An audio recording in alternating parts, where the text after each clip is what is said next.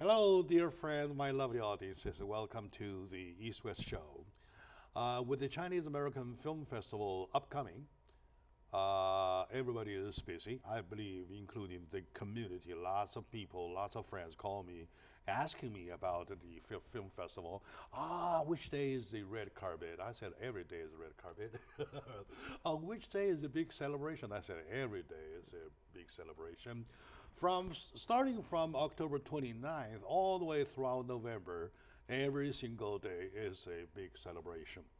As part of celebration, which we already started today, is my good friend that I have the pleasure of being visited of, a monumental kind of woman, a big icon of the Hollywood circle.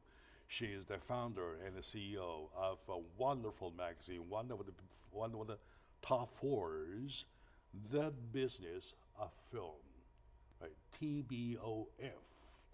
Her name is Elspeth Tavares. So, ladies and gentlemen, put your hands together. Let's join me in the welcome of my dear friend Tavares, please. Thank you. Welcome to the show. Thank you. Very good.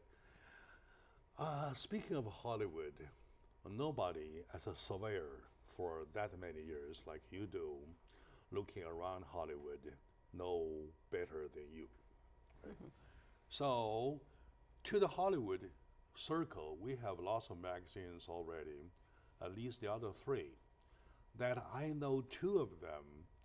One is Variety. Mm-hmm. And the other is Hollywood Reporter. Correct. Reporters, or as. The Hollywood Reporter. A reporter, yeah. No, without an S. Without right? an S, yeah. Oh, you're based out in London, what? Yes, we're based in London. So I sense your London too. accent. Okay, very good. So, what else is there? There's another one, I believe. There's one called Screen International, which I used to be managing director of back in the 70s. I see.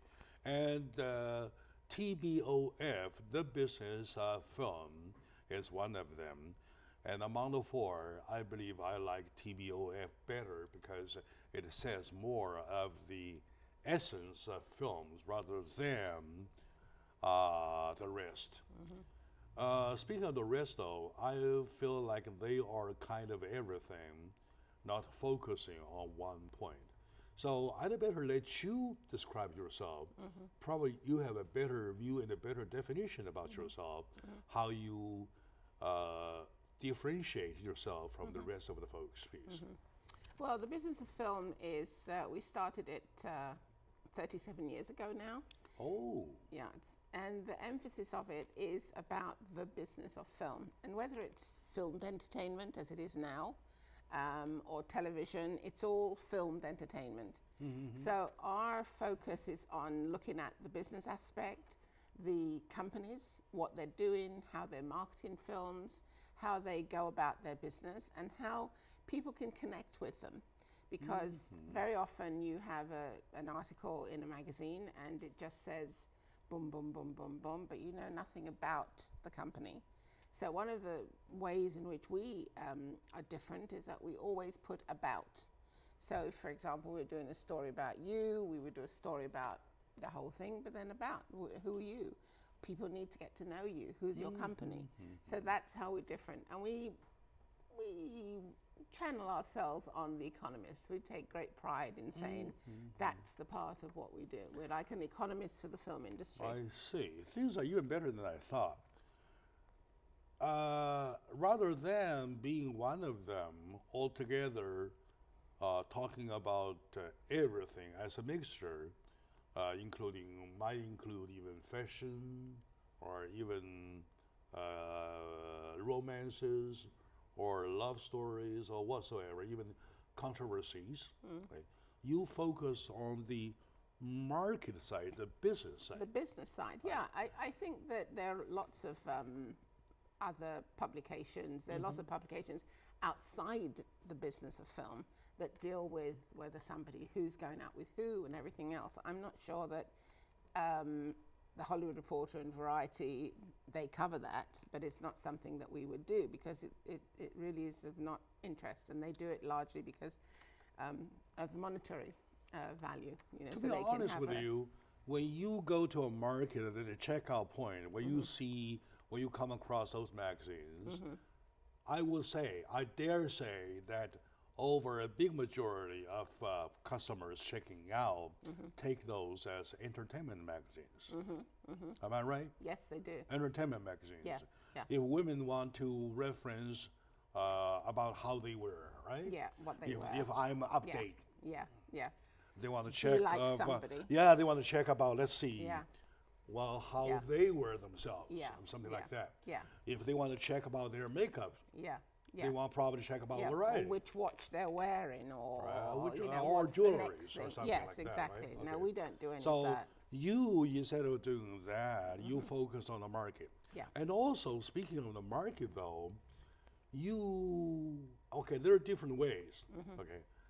Way number one, you cook lots of chicken broth, right? You feed them chicken soup, right? You know what I'm talking about, right? Yeah. Or you have you can do something else. You can bring people together like a platform. So which do you tilt? Which way do you tilt? I think we bring people together because that's how you do business. You can't do business if you're floating around all over the place. It's not possible. So we're very focused on making sure that the people that we interview and the people that we are appealing to, they have a common ground.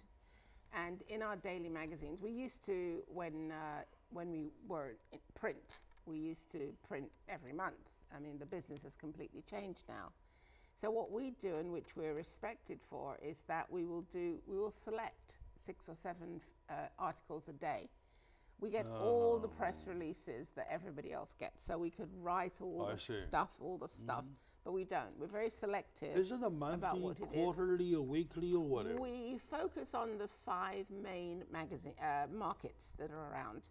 That's Berlin in the beginning of the year, which is a great festival. MIP TV, which is a good TV festival. The Cannes Film Festival. The Cannes, yes. MIPCOM, which I've just come from, and then the American Film Market. I So see. those are the 5 major markets. There's not, because of the way the magazine business itself, has is changed. that a weekly or monthly or bi-weekly? No, or it's bi-monthly? online. It's It's only online. online. I Yes, see. I'm a great environmentalist, and 4 years ago, I think it was, I had the privilege to meet a gentleman who's a scientist who has been looking at our whole environment for the last 60 years, and he studies the Antarctic, and the crystals, the snowflakes tell us how long we have left, and we don't have very much. We don't have a lot of time. So for me, putting the magazine completely online 4 years ago was a way of my little tiny contribution to the environment. The reason I'm checking, ma'am, is exactly because what you're talking about. I would say nowadays for people to put the magazine, to start in an online magazine, is not a hell of a job. It's not a hell lot of job. It is easy. You hire some of the, or even interns can do it. They can open a magazine for you online. But for you, number one question, to start the magazine, like you say, the business, right? The magazine business, that many years ago, that is the physical magazine. Yes. And all the way to like 4 years ago, you decided to put it online though. There are guts and the guts, vision and the vision involved. Can you share some of these in the aspect with my audiences, please? Because that itself is business. Yes, it right? is. I think that what we've got to remember is that during the last 10 years, the technology is just running away with itself. Like crazy. Yeah. So we all have phones, and everybody gets their information from phones. So where we differ to the other publications, I know that it's a commercial aspect, why they need to advertise and promote something. Sure. But I think there are other ways to do it. I think that in terms of looking at the wastage at MIPCOM and Cannes, and it's just, it makes my heart bleed, to be honest. I find it very upsetting to see all of that. So I've got to find a way to be creative to make money from an online magazine. And, you know, we're 37 years later, we're still here. So there is a model, I mean, that can be done. Yes, and the other thing too, which is interesting, is that today, people don't have time to read. You know, back in 10, 15 years ago, we used to sit on the Carlton Terrace and, you know, read our magazines. Not anymore. Right, yes. Not anymore. Now you need bites. So in our publication and our online publication, the 2 lines or the 3 lines or the 4 lines of the headline gives you the story. And then if people want to read, they go deeper into it. But that's they don't have time. People don't have time today. I see. Yeah. I see. And I see 2 points, 2 areas that you are outstanding of. Number one, like I said, 37 years ago, no, 41 years ago, we started the whole thing. That gives you a vision at that time to do something. I know magazine is one of the hardest to run business that I know of. As a matter of fact, I've been doing magazine myself for the past 20 years. And we're still alive. We're lucky because we work hard. Right? Sure, you have to work hard at it. And you number have to have a passion for it. Sure. Number 2, 4 years ago, when the technology, when I say 4 years ago, I mean, in your case 4 years ago, as a matter of fact, like a decade ago, the technology kind of like exploding, right? And like, it's so fast, nobody even can catch. Sure. A cell phone you bought today might be obsolete the moment you bought it. Sure. Right? So, now, for that you decided to follow the trend. You follow the trend, you not only follow the trend to put the magazine online, you made it a way like tailored to the reading habit of the nowadays quote-unquote readers. That gives me a reminder. Yeah, the thing is, and when I search online, I always see a title, right? And then press for more, right? And then I see a paragraph, something, next page. And then still press for more, and press for more. That means, I thank you for teaching me that. I never thought about that. I said, they're just wasting my time. Just give me the whole thing, all right? Yeah. That's it. Yeah. Right? Well, it doesn't actually, I don't know how many times. It depends on the publication and how they do it. Three. Yeah. Three of these to see the whole thing. We only do once. You get the story. The story is on the front of your phone. And you press it once and you go immediately to the story and everything you want to do. But one thing for sure, nowadays, there are still readers who want to read like in the old traditional way. Sure, but they tend to be somewhere between 50 and 100 because that's what they're used to. The kids today under 30, they don't have the time. But one important thing you've got to remember is, and I'm sure you know this, is that you have to have the knowledge, you have to have the experience to understand the present. You cannot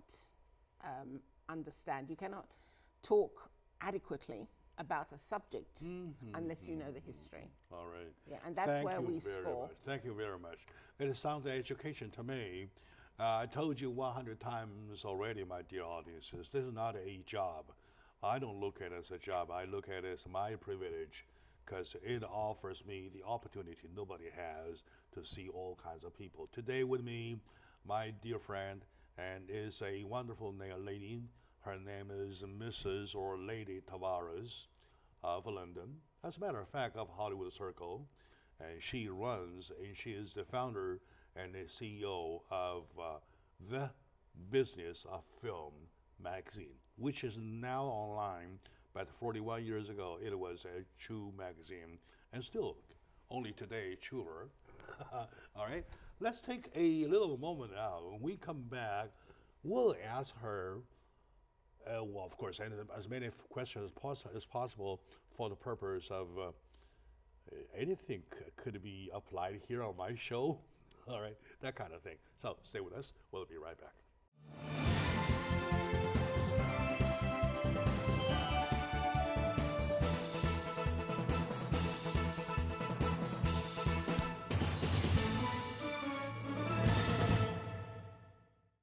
Hello, my dear friends, my lovely audiences. Welcome back to the show. Today I have the pleasure of being visited by a wonderful icon person, a wonderful lady, Mrs. Tavares of the Hollywood Circle. She is the founder and the CEO of The Business of Film, which is one of the 4 most famous magazines of the Hollywood Circle. I'm so glad that she is a very easy to deal with, very easy to talk to, and she started even the first segment talking about the magazine. It's back, it's today, and I want to go further. Welcome back to the show. Thank you. You call it The Business of Film. Mm-hmm. What is in your eye the business of film? The business. I'm talking about the business, not the magazine. I'm talking about the business, please. The business of film, it's a very complex, actually. You don't need to be a scientist to understand what it is, but you do need to have a grasp, and you also need to have a passion for the work. And when you have a passion for the work, then everything comes much easier. Okay, passion. Yes. Yeah, passion and integrity. Those are the 2 elements and aspects you need in order to survive in this business. Because you see many people come in, and I mean, there's been lots of people I've known since I started in 1980. Some of them are around and some of them are not. And the whole question of when you talk about the business of film, people think it's very complicated. It's not complicated, you just have to understand how it works. Once you understand how it works and you have a passion for it, then you can do whatever you want. You know, you can make movies, you can make TV series, you can do all kinds of things, but you really have to have the passion for it. Okay. There are 2 areas to focus, right? Number 1 area, to look film as a product, you market the product for the owners to get money, for everybody gets paid. That's one way.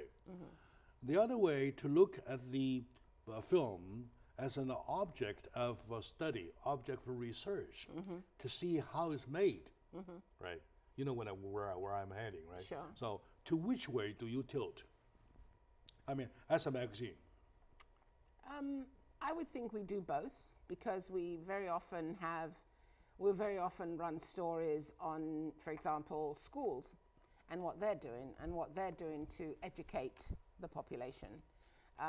We very often, I just ran a story actually about a company in South Africa that is teaching, they're bringing people down from America and from Hollywood to teach their population and their filmmakers what they need to do. Now, that isn't a story that's of interest to the Hollywood Reporter or Variety. It is to us, you know, because I think that's essential. You have to educate the young people to do that. So we tilt both ways, but yeah. All right. In other words, you promote both. Yeah. The marketing and the making. Exactly. Right, the making of the film and the marketing. Yeah. And in the making, though, according to my homework, you put quite an emphasis on independent filmmakers. Yes, I do. Right? What's in your eye as the advantage and the disadvantage being big studio and independent, please? Well, I think that to be an independent filmmaker, again, it's really it's about passion. I mean, lots of people want to work in a big corporation. Personally, I could never work in a big corporation because that's not how I'm built. And so for me, taking care of the independents, being of service to the independents, is really what we've been doing from the very beginning. And I think there's a correlation between the independents in China, for example, and the independents in the rest of Europe or in America, where they need to come together, and they're not, because they don't know, you know. Everybody they don't wants know each to, other quite enough. They don't know, and also everybody looks at the big studio. Well, the big studio just do the big films, and that isn't where for me, it's not really where the talent is. I think creativity stems from the independence, and that's what I like to promote. Sure. Let's separate them. what's the benefit of being a major studio? And what is the benefit of being independent filmmaker? And then what is the disadvantage of the bigger studio? And what is the disadvantage of being independent filmmaker? So Well, I think if you're a big studio, I mean, with a big studio, you have all the resources behind you. A big studio tends to have a certain path that it needs to go on. So it's this and this and this and this and this. An independent has to be able to be flexible. He has to be able to look at what the opportunities that come along. That's the advantage, and he can always move very quickly.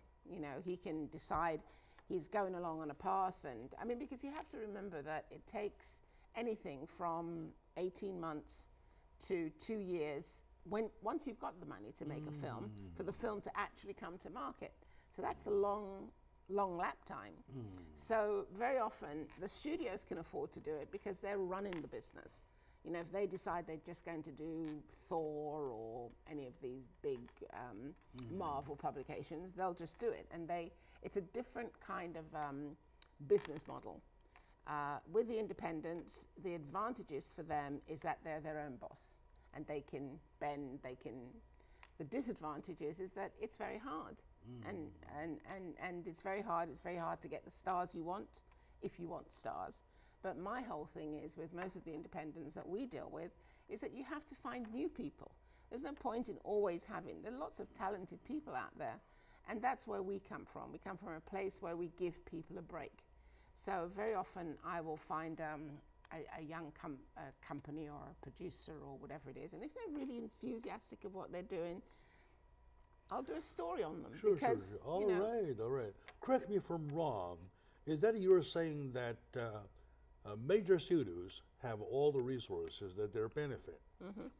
As versus the independent filmmakers, they are yet more flexible. They can start anytime they want to start. Sure. Right? They can hire anybody they want to hire. Sure. And they can negotiate a contract the way they like it. Sure. Right? They're not unionized, right? Yeah. They don't have the restrictions, stuff like that. Sure. All Sure. right, okay. You know what? What you describe more or less look like China. In China, of course, there are major studios. There are lots of major studios, and there are maybe at least the same by numbers. Independent filmmakers or independent whoever, whatever.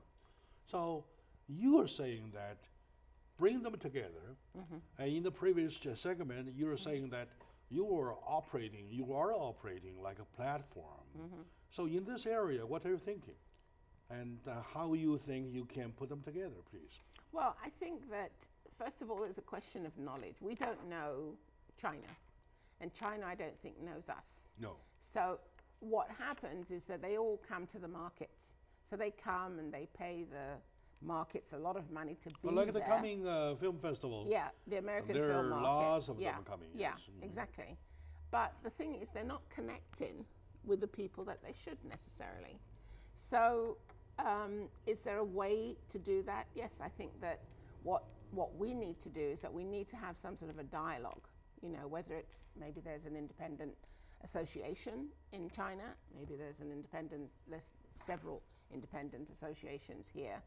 But you have to sort of try to find the path, and it's not a question, it's not easy. It's just that they don't have the knowledge. So they come and they spend the money and they're not meeting the right people. How do we solve that?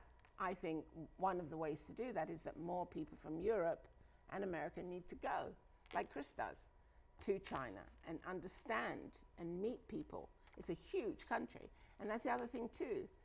The Americans and Europeans don't understand how large China is, and it's huge. So it's a question of trying to, how can we connect? How can we connect and understand each other? Because we have to understand how we do business to understand how we can communicate. And like, for example, if you go to the Far East or the Middle East, it's a different culture of doing business. People in America and Europe don't understand that about the Chinese. And I'm not sure that the Chinese understand that, you know, in Europe, there are different ways to do business. But ultimately, at the end of the day, it's about when you meet somebody and you have some background on them, is whether there's a trust. It's about people. And we have to keep it about people. And if it's not about people, then if you're not comfortable with somebody, in fact, a friend and I was talking about this at MIPCOM, we were saying that good business is profit on both sides. And you want something, I want something, you know, and if you have a philosophy where like you can come together, then that's fine. But if you're ever in a situation where you're not happy with the person, then walk away, because it's not worth it. So I'm very fortunate because I'm an independent. I choose who I write about, or I don't have to write about people.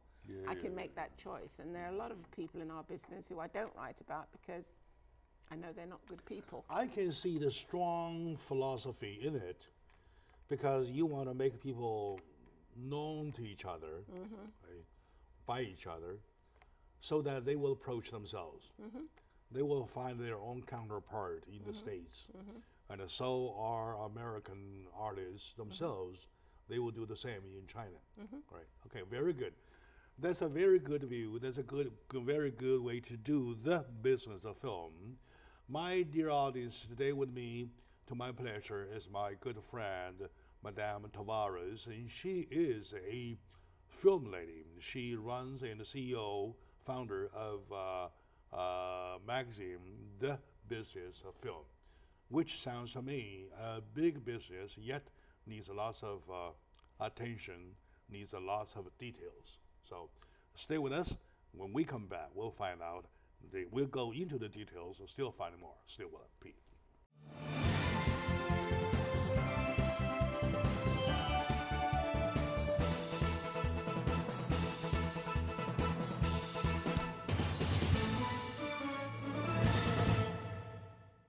Hello, my dear audience, my lovely fellow Americans. Welcome back to the discussion about film. In Los Angeles, next to Hollywood, as a matter of fact, we are in the circle of Hollywood. We are known by the world. But the question is, do we know Hollywood ourselves? Maybe not. Not necessarily so. All right. With my friend, the lady Tavares, founder and the CEO of The Business of Film, I started to see, at least I started to see, is a film, it's a business, a film. The business of film needs a very sober-minded people to point out. It is not a rocket science, however, it needs people. At the level of people, you tell me, when people come together, how many issues they create. So there are exactly as many issues as people can create. That's how much, right? Okay, now, all put together down to the end of the day, though, we're talking about understanding, right? I have sometimes a little confusion about understanding. I don't know if you have the answer.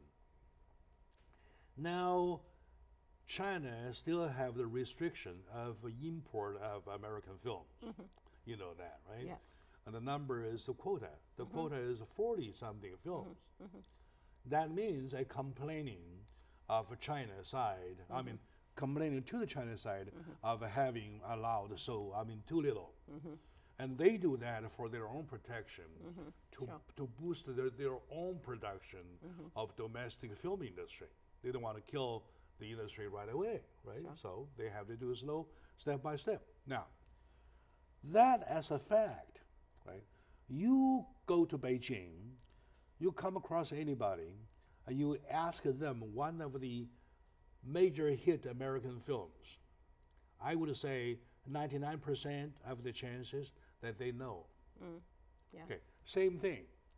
You pick up a major hit to an open market who has no restrictions of anybody selling as many films as they could, right, into the United States. Now you pick up a major hit in China, and you do the same thing, stop somebody on the street they ask about the film. 99% of the chances, oh no, I don't know, right? So what causes that? It's about marketing. It's about protectionism, as you say. It's also because it's also because actually Americans are not very open to the rest of the world, basically. So do they care about China? Not necessarily. I happen to love Chinese films, so that's where my bent is. But a lot of people, they're just not familiar with Chinese films at all. They have no idea of the richness of Chinese films. And one of the things where The Independent, I believe, can be of great value is where we can explain to each other and do films where I understand what China's about and you understand what we're about. And that hasn't got to have bloods and guts and whatever it is, but stories about how you live or parents, and it's all universal. You know, universal story about a man and a woman and the children and situations. I think they're all similar around the world. I don't think they're that different. Yeah. You're right. Those are the universal areas that people understand each other without even language. Without language, now, you mentioned about one of the problems being protectionism, right? In this case, though, it's a very case, protectionism is even not the part to blame, because even with the protection, Chinese still know more about American films. And vice versa, on the other hand, you're talking about even without restriction, American people know less or little, very little about Chinese. Okay, now, so you mentioned somewhere somehow about American arrogance. Do you think that's the devil? Say, we're Hollywood, we don't care about what you make, like that kind. Yeah. Do you think that? I think that if you're in the major studios, that's probably an attitude where it's not of import to you, because really you have to remember that they're just all about money, and so for them they're pushing a product. That's it. And the Americans are great marketing people. That's what they do best, to be honest. I mean, I think that if you go to, for example, France, we'd all be having frog's legs because it's actually quite delicious, and chips, if it was marketed correctly. And so the Americans have a huge interest in marketing everything. They also, you have to remember that the films have huge production value. They cost a fortune, Well, the Chinese community can't compete with that on the same level. And also the other problem, I think, is that the sensibility. This is what we haven't gotten right yet. They tried it with The Great Wall. It didn't quite work. I love the film because the costumes were just fantastic and I understood it. But it didn't work because we don't have the same sensibility, and nobody's taken the time to delve into that and say we should try to understand. I don't know what a Chinese family, their normal middle-class Chinese family, how they live, So I think that's one of the things. I think the Americans just have the great power of marketing, and they just bamboozle everybody. Okay, if I'm reading your mind right, you're saying that it needs more marketing. The Chinese on the Chinese side. On the Chinese side, to go towards the American market. Am I right? If they want to do because that. Americans have done enough, or maybe more than enough. The other way, if you're looking like a spotlight, though, the Americans are spotlighting China for a long time with their advertising, whereas China, hasn't done anything so much yet. No. I think it's a great opportunity, because I think Chinese films are really beautiful. That's exactly where you kick in. Yeah. That's where you kick in. Yeah. Okay, in the homework I prepare about you, you emphasized a lot on that part, saying that the Chinese market needs to do more to the U.S. market. The Chinese filmmakers needs to tilt their focus more towards the American market. And the European market, I mean. European market too, Yeah, right? yeah. European market too. Yeah. Okay, anyway, once you get the American market, European market follows, right? It's like automatic, it's a trend that way. Okay, now, and somehow you mentioned about the promotion of women producers, women filmmakers, right? In the whole area. Well, there are lots of women actors, I mean, successful ones, but still men's business. Yes, it is. Am I right or wrong? Yeah, no, it is a man's I'll let you business. do the whole say, please. Yeah, no, it is. I don't want to say anything. Yeah, it's a in guy. front of an expert, in front of a professional, anything wrong. Yeah. But you give a definition, please. Yeah, I think that I mean, 10 years ago, I started an organization called the Women's International Film and Television Showcase. And the purpose of that is to make the community understand that there are many talented women within the business. And it's not the same old, same old. I mean, I don't think that, you know, some of these actresses that have so many awards I mean, they must have a room to put them in. And so in my independent spirit, I have to look at something outside of what's a norm. There's no point in us doing the same thing all the time, constantly. So when I started this organization, what we do is, for example, as long as the main principal is a woman, a producer, a director, an editor, it can be directed by a man but produced by a woman. Because every element, the element of making a film is a collaboration. And we can't, all of us, do it all without the other. And so within that sphere, you have women who do things and they never get the credit. So that's basically what we do.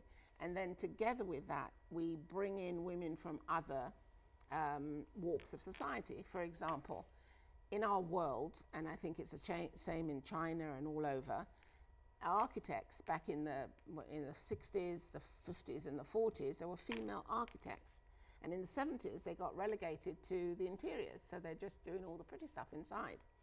Our job as the WIFs is to find, which we did, a female architect who designed, built, made sure that 38, you are right. Yeah, 85% of the workforce were women, a mosque in Turkey. I see. You know? I see. So it's a question of individuality. I'm a great individualist myself. And I think that it's giving the people the opportunity. I think we should all have equal opportunity, but we're not all equal.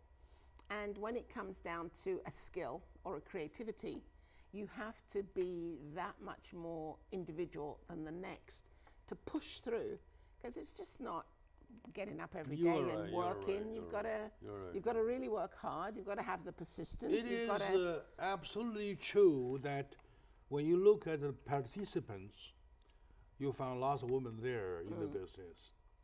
But if you go to details, you will find them more on the acting side rather than the creation side, right? And there are a lot of very talented women in creation. I'm waiting for someday, ma'am. I see a woman builds Steven Spielberg, right? A woman Li Han or somebody, right? Woman screenwriter, woman director, so on and so forth. Okay. There are some, but the thing is that it's opportunity as well. The film business is so complex, and this is where the complexity comes in. Because at the end of the day, what happens is that people do movies with people they know. So Clint Eastwood, for example, only works with his own people because it's his team. So that's part of the problem why women don't. But my whole thing is that I'm always promoting women in the magazine, always. So when women get into a position, they have to pull other women up, because that's what the guys do. Otherwise, we'll never get anywhere, you know? And this is what we don't do. We don't do enough of, and we need to do more of in order to make it a level playing field. Thank you for that criticism. I take that as criticism to the whole industry. I believe that having involved in the business of film for that many years, you are the one that you deserve the right to criticize what's wrong. Number one, to the Chinese filmmakers, they should do more advertising here, aiming at the American market. And to the industry, you want to call for, you want to command for more promotion for women creators, right? Yeah. All right, good. All right, my dear audiences, today I'm really opening my eyes to look again at our Hollywood circle. Well, I believe lots of questions are answered with my good friend, a wonderful woman, Madam Tavares of the Business of Film magazine, founder and the CEO. Let's take a very short moment now. I'll switch a little bit to the focus, however, still in the market. I'm still in the area of the market, but little angle change, if I may, when we come back, please.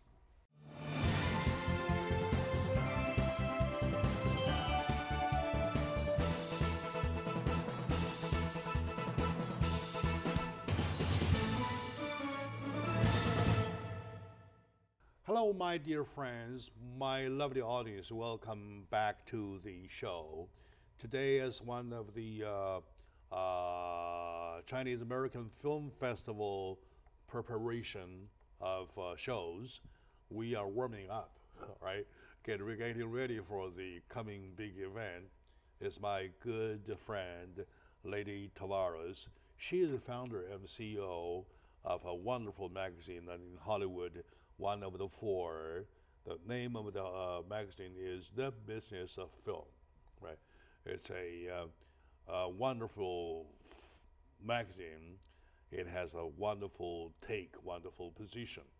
So we'll get back to Mrs. Tavares. You mentioned in the previous segment that as a magazine for the business of film, you are claiming yourself lots of responsibilities. You, as a visionary, you want to tell people what's right and what's wrong because you are running the business of film as a magazine, right? I'm happy with your criticism about the China side, talking about they need to do more advertising to the American film, and American film should do the same thing to China to look for good stories or something, look at balance, right? Sure. Now, if you would, I wonder, if you would have any criticism of the industry for an instant, I'm not talking about the instant, I'm talking about the phenomenon of Harvey Weinstein. So, may I please? Yeah. I think that the whole Harvey Weinstein thing is actually endemic in the whole of the industry. And that is because men,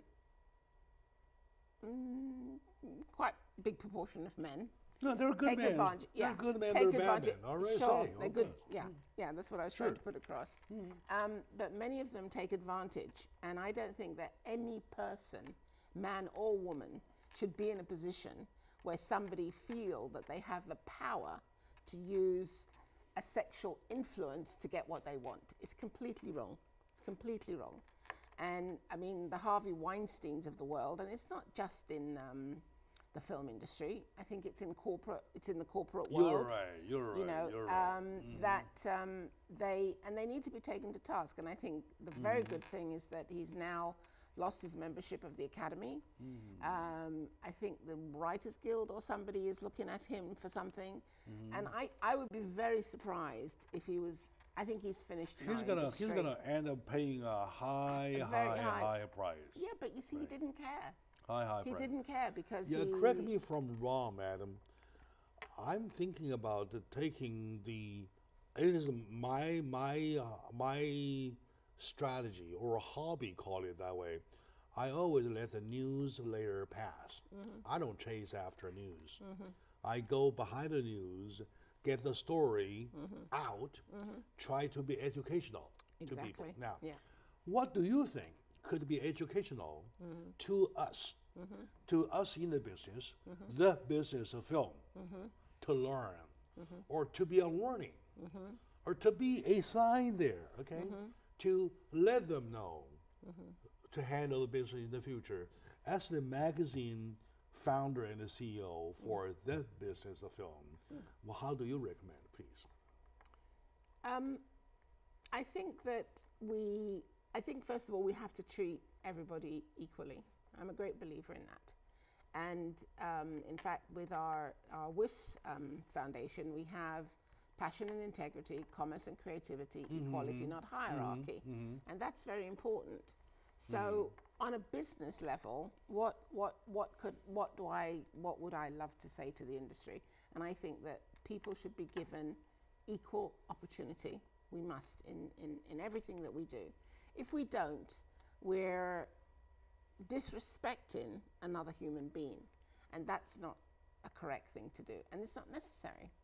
You know, if somebody has the courage to want to start something, to want to learn about something, it's in our interest to make them. We need new people. We need new blood. We need new ideas. We need all these things. We were talking earlier on about the fact that this whole question of ethics or morals within a film. Yes. You know, I feel that we don't need to make horrible films. I think that we can make good films. I mean, there's a lovely film called Gifted very recently came out, which is a lovely film about a young girl, and she was very gifted and all that goes on. And I think there are lots of stories like that. Now, the question is then asked, well, why don't they have a wider audience? They don't have a wider audience because they don't have the resources to put behind them. So very often they'll go out into the cinema for, you know, a couple of 3 weeks or a month or whatever it is, and then they'll get their life via, you know, the television or DVD or they whatever. go for the purpose of going. Yes. As what they see there, Yeah. well, it doesn't matter. As long as they have a can of soda and a bucket of popcorns, something like that, right? Okay, now, I do agree with you. I really want to borrow your magazine, borrow your pen to let the world know, because the business of film is a big magazine. I want you speaking instead of me, because you speak louder than I am. Okay, I recently caught a short story, an essay about this long. All right, a guy in the hospital room with another guy. Both were kind of doing their last days, right? That guy over there next to a window, right? They're going to go to a window, and this guy next to the door, so he can look outside. He can't, right? And then, but they can't move, and this guy can't move around. The guy over there keeps describing the window outside to him each day with a story about the beautiful scene outside, and even sequels or story. Sure. Oh, the girl we saw yesterday. Oh, she had a boyfriend next to him. What kind of shirt she is wearing, and how tall the guy is, and they so on and so forth. Day and in and day out. Finally, the guy next to the window dies, and then they pull him out. He says to the doctor, "Can I do the window? Please, I really want to see." Yeah. The doctor put his bed to the window. You know what he saw? Out of the window, there's a wall. Oh. There's nothing there. No. But the guy was kind enough to want him to use his imagination. Yeah, to cheat him into imagination for his last days. Yes, exactly. All right. Yeah, that's so. Could that be a good story? Oh yeah. Could that be a that's good a universal? film? Yeah. Kill, like that. I don't like that. Please. I think it would do some calls. Yeah. Do some calls and use this model. Right? Yeah. It's going to be a good story, right? Of course. And it's a moving story. Yeah, it's very moving. People are all about emotion, and it's all in the script. You know, that if you start off with a good script, then you can go anywhere. And I think that people today, I mean, I cry at the drop of a hat when I'm watching films, you know. And that's what people want. They want to be taken out of their own environment, to be put into an environment where they're encouraged to understand nice imagination things. flies. Exactly. Right? Exactly. The heart The heart beats with a bumps faster, something like that. Yeah, Very exactly. good. I really wish, ma'am, we have 80 minutes in an hour, a little over time, but we're happy. Thank you. I'm very happy. My dear audience, in the celebration of the 13th anniversary of the Chinese American Film Festival, we started even before. We're doing it now. All right. Today, join me in discussion about the business of film, which is a big name of magazine. You go online, you search. That was a magazine 41 years ago, actual magazine. Only 4 years ago, decided to go online 100%. However, it's an even stronger magazine, the business of film. And behind the scene is this beautiful lady, Madame Tavares, and she is having I mean, sharing her thoughts with us about film. My dear audience, I thank you very much for watching. And to my dear friend, mentor this time, Tavares, thank you very much. Thank you very much, Jack. Thank you. Thank you.